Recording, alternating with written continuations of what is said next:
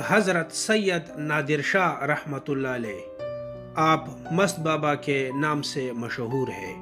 آپ علاقہ خوڑا کے گاؤں مروبہ میں 1509 میں پیدا ہوئے۔ بعض روایات کے مطابق آپ 1510 میں پیدا ہوئے تھے۔ غالب بابا آپ کے والد ہے، بہادر بابا آپ کا بیٹا اور کاکا صاحب آپ کا پوتا ہے۔ آپ عشق کی حقیقی مطلب اللہ کی محبت میں اتنا دور نکل گئے تھے کہ آپ کو اللہ کی محبت میں مست بابا کا خطاب دیا گیا، اور اب تک آپ کو مست بابا کے نام سے یاد کیا جاتا ہے۔ آپ نے اپنا زیادہ تر وقت صرف اسلام کو سیکھنے اور سکھانے پر صرف کیا۔ کم عمری ہی میں آپ حضرت حاجی عبدالوہاب دہلوی کے شاگرد بن گئے، جن سے آپ کی کچھ خاندانی رشتہ داری بھی تھی۔ اپنے معمار حاجی عبدالوہاب کی وفات کے بعد آپ حضرت شیخ جمال المعروف شیخ جمالی کے صحبت سے بھی فیضیاب ہوئے۔ دہلی میں اسلامی تعلیم مکمل کرنے کے بعد آپ گنگوہا آئے اور حضرت عبدالقدوس گنگوہی کے مرید بن گئے۔ اپنے مرشد کی وفات کے بعد آپ اپنے آبائی علاقے مروبہ میں واپس آئے اور اپنے والد غالب گل بابا کے مزار پر قیام پذیر ہوئے۔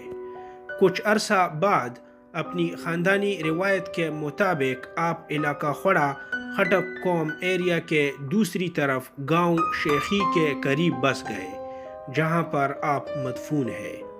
مست بابا کے 3 بیٹے تھے، حضرت شیخ بہادر المعروف بہادر بابا اور ابک بابا، حضرت جابر اور حضرت بابر۔